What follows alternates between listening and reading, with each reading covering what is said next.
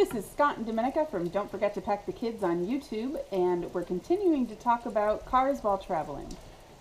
In the United States, you're probably used to automatic cars. If you go rent a car, for example, it's going to be an automatic. Nobody rents standards unless you're spending extra and getting a sports car for a special occasion. It's just not going to happen. And even then, you're going to work hard to get one.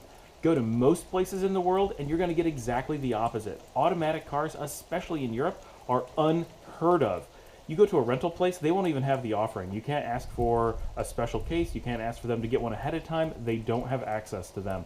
It's going to be a standard, and you're going to have to be able to drive it over pretty rough terrain in nearly all cases. Europe is especially prone to mountains and hilly terrain, very tight streets, old cobblestone streets, and they expect a type of driving and a situation of driving that you would find in the United States to be completely impossible to ever have happen, and including Canada and probably much of the UK as well. It's simply that many of the streets are very old and they're adapted from pre-automobile paths, so they may be hundreds of years old, they may not be paved, and they expect you to be able to go through on very tight streets and to be able to navigate them and turn around and do things, situations you would just never have happen in the United States. That alone is stressful enough, but doing so when you're driving a stick, if you're not used to it, can be absolutely terrifying. Now, every country is different, every region is different, and the town you're in, you can do things to avoid it. Where we are here in Romania at the moment, the roads are actually pretty easy. They tend to be fairly wide. People do drive quickly, but for the most part, navigating the streets is not difficult for American drivers as long as they're used to driving stick. You'll be fine. But as you get into Southern Europe, especially places like Italy and Spain, you're going to be dealing with incredibly tight roads, incredibly fast drivers, and often very steep, very erratic roads, and roads where you may need to have someone get out of the car and help you inch around a corner because you only have an inch on either side and you're going around a 90-degree corner. Having a second person get out of the car and help you is a normal thing in Europe.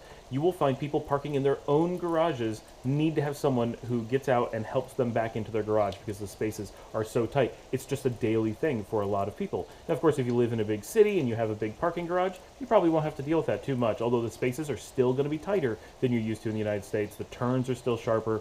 They have a different expectation of their drivers. But if you're dealing with some of these countries in especially Southern Europe, there may be just normal driving situations where the road you're on may take you onto a mountain or into an underground situation or a parking garage or a city street that goes between buildings that you're simply shocked as to how tight it can be, and you would maybe not even believe that your car is meant to go down it and people drive it every day. So be prepared that you're going to need to be able to drive stick, and if you're going to especially any of the Mediterranean countries, be aware that you may want to either be very, very confident in your ability to drive, or focus very heavily on staying to main roads, onto marked highways, and parking outside of villages and walking in or taking taxis in or whatever. Driving can be exciting and it can give you a lot of flexibility, but it can also be very difficult and very scary, and you can very easily ruin your holiday if you're not prepared for how the driving is going to be. And as a quick tip, check a topographic map of the location where you're planning to rent or stay in a hotel, and if you're driving, make sure that the actual topography looks like something that you're able to handle. Because sometimes it's surprising. Yes, there are certainly times where you may be driving through mountain passes, and it's just normal.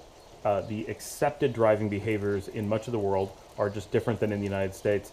And it's great in the US that driving is able to be as casual and simple and safe as it is.